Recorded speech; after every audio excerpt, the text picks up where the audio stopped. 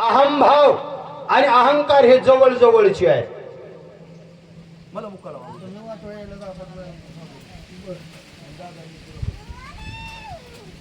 या. प्रभु रामचंद्र भगवान की जय. पवन सुत हनुमान भगवान की जय.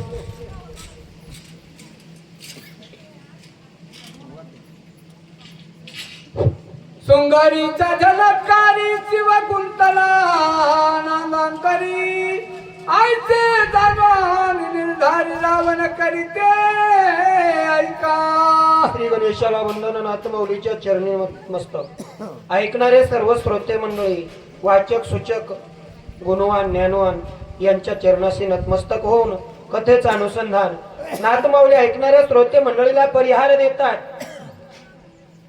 राजा रावण हा शिवाचा एकनिष्ठ भक्त आहे आणि तो भक्त शिवाकडे अपेक्षेने गेलेला आहे. मनामध्ये अपेक्षा धरली, मी शिवाकडून शिवलिंग आणीन आणि मातेच्या मनाची पूर्ती करील. हे ज्या वेळेस मनामध्ये अभिमान होता की मी निश्चित शिवाकडून आणेल, मग त्या ठिकाणी निर्धार करून गेलेला आहे. आणि हा कशासाठी आला देवाला नाही कळायचं, कुणाला कळेल? देवाने जाणलं हा अपेक्षेने आलाय, ह्याला अपेक्षा याची पूर्ती करायची नाही, ह्याला मान द्यायचा नाही. शंकर त्या ठिकाणी तटस्थ आहेत आणि तटस्थ असलेले शंकर पाहिले आणि मनामध्ये त्या ठिकाणी राग येऊ लागलेला आहे.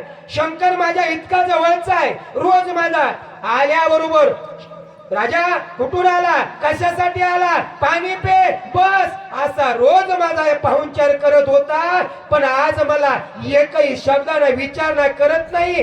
हा शंकर कशामध्ये गुंतलाय हा त्या ठिकाणी राजा रावण विचार करू लागलेला आहे. उतरवली आणि माथा शिर लावली आयुक्ता रावणे केला विनाहता होय वाजविता ती युक्ती. राजा रावणाने विचार केला, काय आता या ठिकाणी भक्ती कुणाची करतोय? शिवासाठी करतोय, शिवाची भक्ती करतोय. जीव जावा त्वा राहो पांडुरंगी दरडा भाव असा एकनिष्ठ शिवाचा भक्त आहे. मग माझ्याकडे लक्ष शिवाचं आकर्षित करण्यासाठी काय करायचं? नाद तयार करायचा, विना तयार करायचा आणि त्याचा नाद तयार स्वर धरायचा. मग विना तयार करायला काय आहे? डोक्याचे 10 मुंडक्यातलं एक मुंडक त्या ठिकाणी काढलं, हाताच्या शिरा काढल्या आणि त्या ठिकाणी त्याचे तंतू बनवले आणि त्या ठिकाणी विना चमत्कार राजा रावण त्या ठिकाणी करू लागला. रावणाच्या हाताचे पेटवार मधुर मंजुळानी अरुवार त्याने चुकावला श्री शंकर गौरीहार पुष्टला. काय अवस्था झाली? राजा रावणानं ज्या वेळेस डोकं खाली केलं, एक डोकं 10 डोके त्या राजा रावणाला एक काढ आणि हाताच्या नसा काढ्या. नसा आपल्याला कोणतंच आठवत नाही किंवा कोणतीच भक्ती आपण करत नाही. स्वतःच्या शरीराच्या अवयवाची किंवा नसाची पर्वा केली नाही. एक त्या ठिकाणी डोकं उतरलं, हाताच्या शिरा काढ्या, त्याचे त्या ठिकाणी धागे तयार केले, तंतू तयार केले आणि त्या ठिकाणी ओम नमः शिवाय, ओम नमः शिवाय असा राजा रावण हाताच्या शिराचा त्या ठिकाणी विना केलाय आणि ब्रह्मविना वाजू लागलेला आहे. आता तरी माझा नाद ऐकल्याच्या नंतर माझा शंकर माझ्याकडे बघन का नाही असा विचार केला आणि विण्याचा स्वर वाजू लागला. रावणाची माग म्हणता मागता नरे मोडीला माथा कृपा मज उपदली विश्वनाथा वर देता त्वये झाला. राजा रावण एकनिष्ठ पद्धतीने भक्ती करू लागलेला आहे, शिराचा विना वाजू लागलेला आहे. ओम नमः शिवाय, ओम नमः शिवाय असा त्या ठिकाणी नादाचा गजर सुरू केलेला आहे आणि तो स्वर ऐकला, आवाज ऐकला, शंकर प्रसन्न झाले आणि विचार करू लागले की मी याला आलाय, कशासाठी आलाय हे मी त्या ठिकाणी काहीच नाही केलं, पण हा भक्ती करायलाय. पण भक्ती कसा करतोय? स्वतःच्या जीवाची पर्वा याने केली नाही, स्वतःच्या डोक्याचा विना करतोय, वाजवतोय म्हणून प्रसन्न झाले आणि काय वरदान देतात बोला. तू आंबोळणी आणि जाती रमत चुकी केले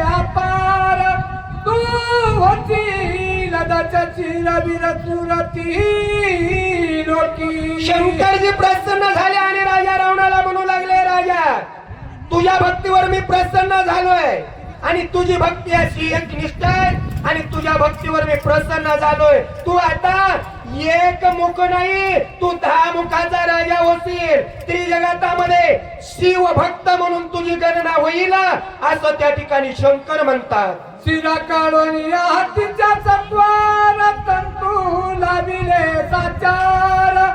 एक एकाच 10 कर बुजा भार. ए राजा रावणा रे, तुझी भक्ती किती श्रेष्ठ आहे. अरे तू एका हातातल्या शिरा काढ्यास आणि त्या ठिकाणी इण्याला सोर लावण्यासाठी त्या ठिकाणी तारा केल्यास बाबा तारा.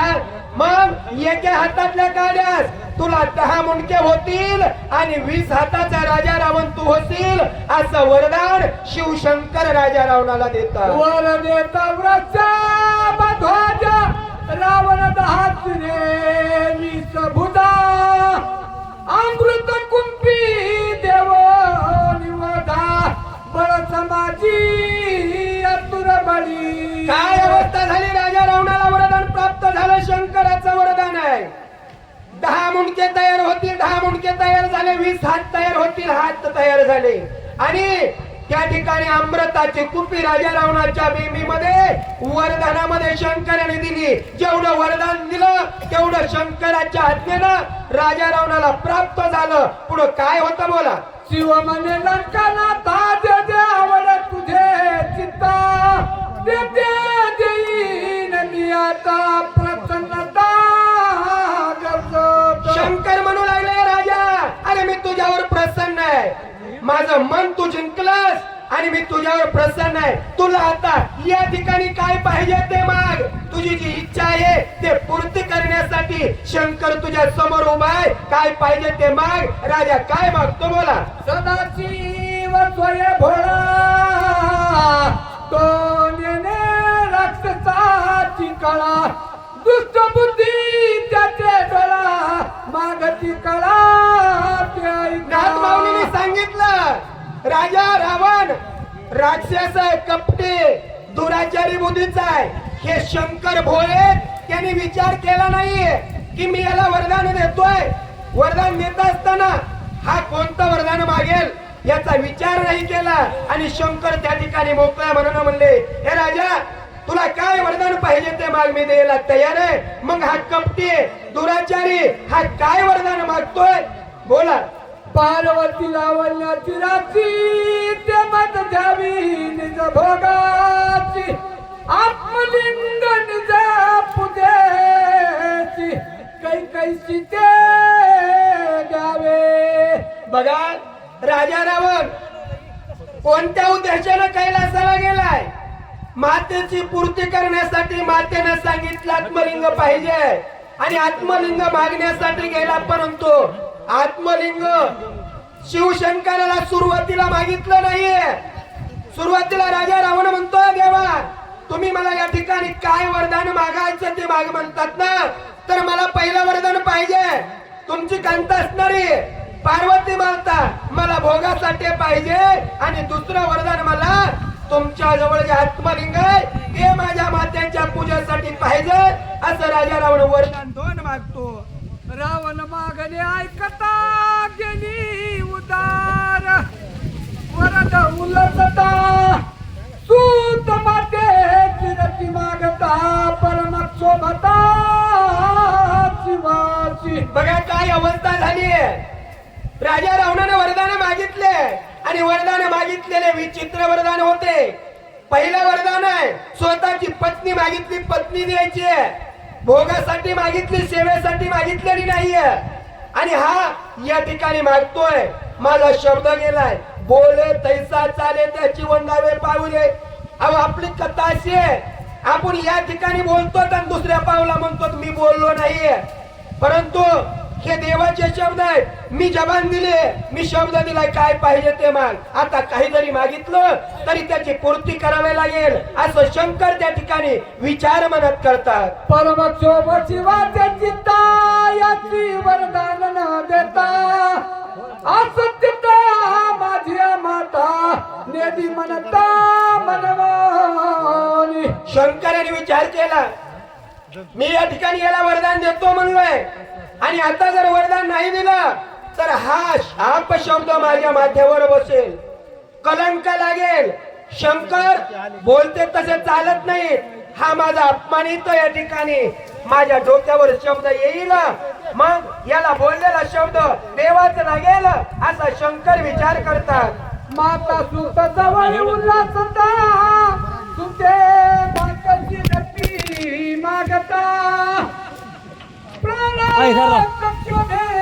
तुझे माता शिवाचं चित्ता कैसे झाले. बघा काय झालं, शंकराच्या चित्तामध्ये त्या ठिकाणी राजा रावणानं वर मागितले.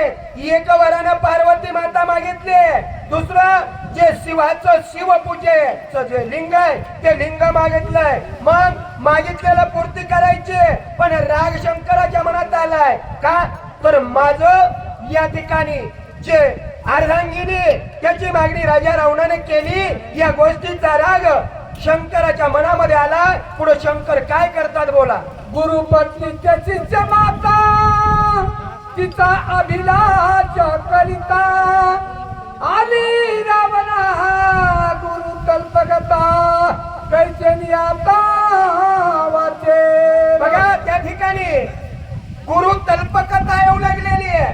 गुरु आणि गुरुच्या पत्नीवर अशा राजा रावणाने धरली. गुरु पत्नी भोगण्यासाठी मागू लागलेला आहे आणि जो गुरुची या ठिकाणी हेळसांड करील, गुरुची पत्नीचा त्या ठिकाणी अभिलाषा धरील, त्याला अंधपताला जावा लागतो, महापातकी त्या ठिकाणी होतो. आता राजा रावण या संकटातून कसा वाचेल असं त्या ठिकाणी शंकर म्हणतात.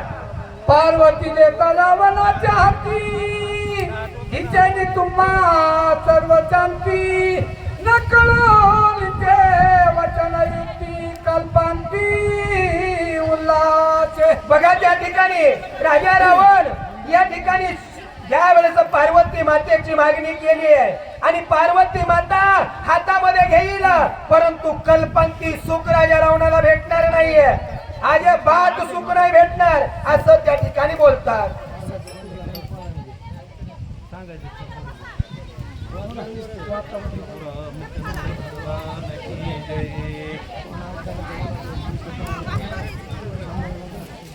पार्वती देता रावणा हाती हिची तुम्हा सर्व शांती नकळेची देवचुनोक्ती लंकापती उल्हास. शिवमने रावणाशी आत्मलिंग देता तुझ पाशी नृत्यत्व पाहिजे हरणे शिरते वड्या भूमीशी नाही हाता